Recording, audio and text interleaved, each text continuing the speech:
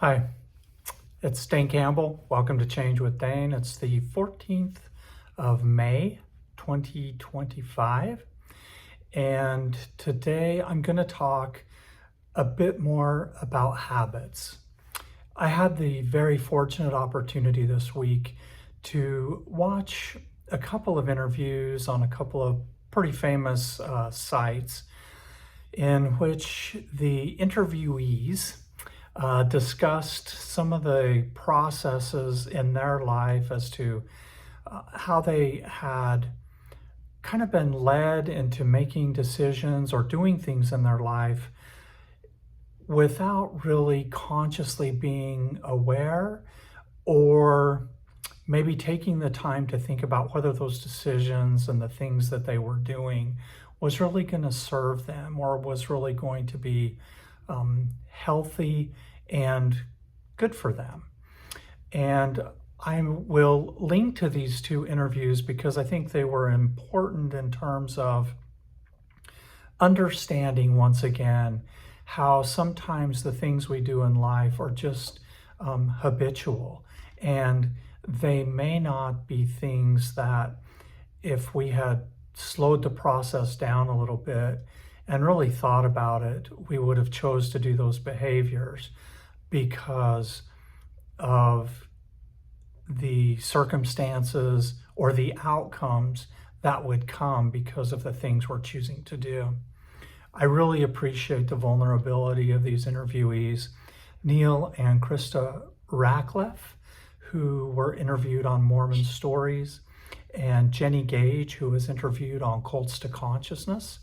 I will link to these interviews because I think that they were important, and I think that they're a sort of an insight to how oftentimes, if we're a part of a high demand religion or an organization, we can oftentimes just make decisions sort of mindlessly to meet expectations or to go along with the norm, and we don't really think about if those things are going to serve us well or be healthy for us or bring us greater peace or joy or comfort in life. One of the things that I wanted to talk with you today or share with you today is an experience that I had in life where I did this, and maybe it'll help you understand a little bit more about how this process could be working in your life and how you may want to think about things a little bit more consciously or with a little bit more effort to determine if maybe some of the things that you do on a daily basis is actually going to lead you to joy and happiness. So when I was 19 years old, I was called to go on a mission for my church. And as part of that process, a person goes to the temple. In the temple, you receive what's called your endowment. And this is the culmination of worship for Mormons or members of the Church of Jesus Christ of Latter-day Saints. What the endowment is you make certain promises or covenants that you will do certain things in a certain way. And the flip side of that is that Heavenly Father or God is supposed to bless you with certain blessings if you follow those particular covenants or promises. There's a couple of problems with going to the temple. The first is it's very, very limited, or it used to be extremely limited on the information you could get or acquire to know what was actually going to happen in the temple. The things that happen there, the tokens, the signs, the promises, what you wear and why you wear it, many of those things are considered so sacred that you can't even talk about them. And in a lot of people's minds, that means that there's big secrets about things that happen in the temple. And so there's a problem with consent. You don't know what you're going to encounter or what you're going to experience. So along with the promises are associated actions. There were. I will say that those do not happen any longer, and I'll talk more about that in a minute. But there were actions where you would mimic unaliving yourself if you were to divulge the things that you were learning or going through in the temple. This, for me, as a 19-year-old, and not knowing that I was going to experience this, was absolutely jarring. It was horrifying to me that I was making these gestures and promising that I would, rather than divulge these things, allow my life to be taken. I did not know how to process that. I did not know how to accept it and make it be a part of me. It took me several days to talk myself into accepting what I had promised and what that actually meant. I felt that I was a man of my word, and that by me going there and doing that, I had to live up to that.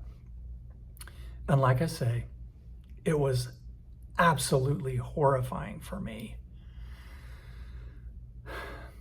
The way that I finally got to the point where I could accept that is sitting amongst all of my family, who I loved very much, many of the people that I grew up with and around, and from a very small town, who I respected and had learned from, and whom I had trusted explicitly. I finally had to just let down my inner guard and say, well, if all of these people can accept this and do it, then I guess I can. And I still, to this day, many years later, wish I had been true to what my inner heart was telling me, which is the things that were happening there were not right. They must not have been right. The church no longer requires that mimicry occur. And as far as I'm aware, there's been no explanation given or offered by the leaders of the church as to why that's the case. I understand why they do it. It's for dedication. It's to make sure that people are true and will uphold all of the tenets of the religion. But in doing that, you can understand that a lot of times we will do things that maybe do not serve us in the best way. And I think by going through that experience and doing that, it broke down a barrier in which, beyond that particular experience, if you're then asked to do X, Y, or Z, and it doesn't reach that level of criticality, it's much easier to put aside any of the feelings that you may have that maybe I won't accept what is asked of me in this situation or that situation, even though it's not the best thing for me, but I will do it because it doesn't reach the level of seriousness or dedication of what I did when I went through the temple. I hope that some of this is making sense, because I think many of us do this in many situations. Quite often we're asked or expected to do things by people, by our culture, by organizations that may not serve us. And to maintain our membership, to maintain smooth sailing, to maintain the ability to reduce conflict, we go along with some of those things, and oftentimes some of those things become habits, and we stop thinking about or considering, is this something that's truly serving us well? This was something that was very serious for me in my life. Not all of our activities and behaviors are this serious, but quite often we do things based upon desires of others, and they will become habits, and they certainly may not serve us well. I hope since we last talked, you've kind of thought about some of the things you do on a daily basis, and if they're going to bring you peace or happiness, or if they're healthy, or they're taking care of you or making you feel better about who you are and the life that you're leading. And I want to give people the permission to look beyond just saying yes, because you belong to a demanding family, or a high demand religion, or a high demand organization.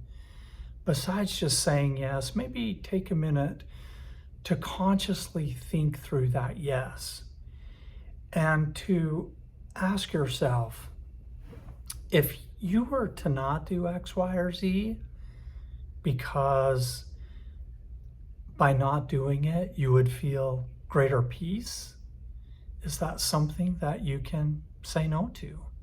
Is this something that you can find a way to do different? Is this something that you can talk to people about and maybe find a different alternative?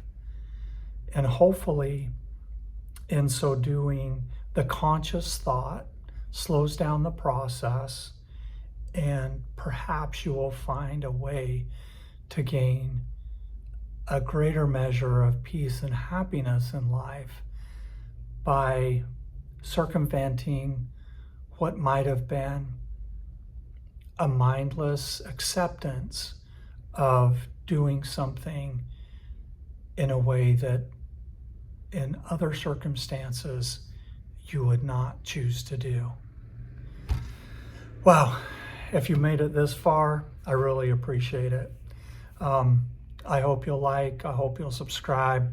And honestly, if you have any comments, feedback for me, I'm all open to it. I know that this is my path. I know that many people find great joy and happiness in a lot of different paths. And certainly I'm not taking that away from anybody, but I think many can learn from my mistakes. I hope they can. And I'm willing to be vulnerable and share some of those things in the hopes that others might be helped. So until we can talk next week about change, I hope you'll take care of yourself. Take care.